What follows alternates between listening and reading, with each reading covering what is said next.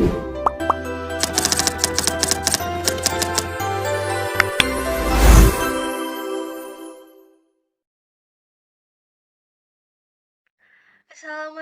warahmatullahi wabarakatuh.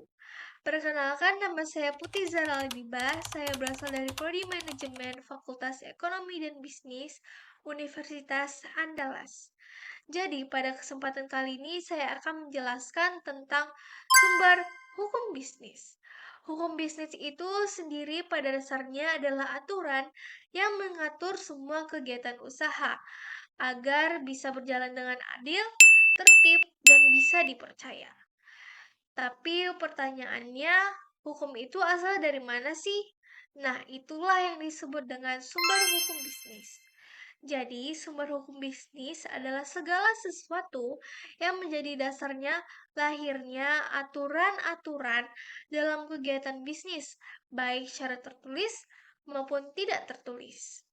Jadi, penting banget bagi pelaku bisnis untuk bisa memahami sumber hukum, karena dari situlah kita tahu yang pertama, apa yang boleh dan tidak boleh dilakukan dalam dunia usaha. Lalu yang kedua, serta bagaimana menyelesaikan sengketa kalau ada masalah.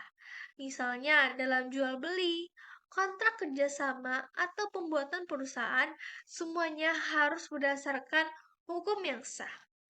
Kalau nggak tahu sumber hukumnya, bisa jadi kegiatan bisnis kita malah melanggar tanpa sadar. Yang pertama dan yang paling utama adalah undang-undang. Ini merupakan sumber hukum tertulis yang dibuat oleh negara dan wajib ditaati oleh semua pelaku bisnis. Misalnya, yang pertama, KUH Perdata tentang dasar hukum perjanjian. Yang kedua, KUH Dagang yang tentang dasar hukum jual beli, asuransi, dan pengangkutan. Yang ketiga, UU Persyaratan Terbatas yang mengatur cara mendirikan dan mengelola perusahaan. Yang keempat, UU Perlindungan Konsumen tentang melindungi hak pembeli. Jadi, undang-undang ini ibarat payung besar yang mengatur semua kegiatan ekonomi dan melindungi semua pihak agar tidak sewenang-wenang. Lalu, yang kedua adalah kebiasaan dalam dunia bisnis. Jadi, tidak semua hal tertulis dalam undang-undang, tapi suatu praktik yang biasanya dilakukan secara terus-menerus dan diterima oleh masyarakat, maka itu bisa jadi hukum juga. Misalnya, dalam perdagangan ekspor dan impor, biasanya itu menggunakan letter of credit atau LC yang sudah menjadi kebiasaan internasional. Atau di toko-toko online nih, ada kebiasaan sistem bayar di tempat atau COD. Ini belum diatur secara rinci di undang-undang, tapi dianggap sah selama tidak melanggar hukum dan telah disepakati bersama. Jadi, kebiasaan ini berfungsi untuk melengkapi hukum tertulis dalam situasi yang belum diatur oleh undang-undang. Lalu yang ketiga adalah traktat atau perjanjian internasional. Ini merupakan sumber hukum yang muncul karena kerjasama antar negara, terutama dalam bidang ekonomi dan perdagangan. Contohnya yang pertama ada AFTA, ASEAN Free Trade Area, yang mengatur tentang perdagangan bebas antar negara ASEAN. Lalu yang kedua ada WTO Agreement yang mengatur tentang perjanjian dunia tentang perdagangan global. Nah, traktat ini penting karena dunia bisnis sekarang ini sudah global. Maka perusahaan Indonesia ini bisa kerjasama dengan perusahaan asing, jadi butuh aturan yang disepakati bersama antar negara.